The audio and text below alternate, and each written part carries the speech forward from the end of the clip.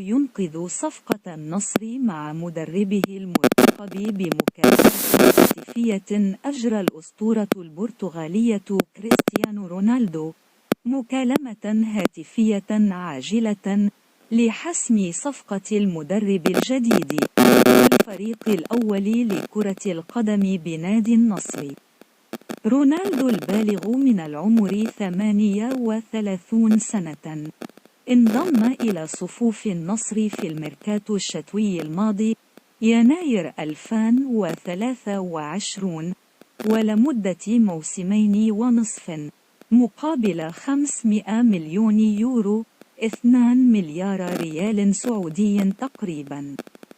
صحيفة UOL كشفت عن إجراء رونالدو مكالمة هاتفية مع المدير الفني البرتغالي لويس كاستورو لإقناعه بالرحيل عن نادي بوتافوغو البرازيلي وقيادة مشروع العالمي الجديد. وأوضحت الصحيفة أن الأسطورة البرتغالية لديه قناعة كبيرة بأفكار كاستورو وأنه قادر على النجاح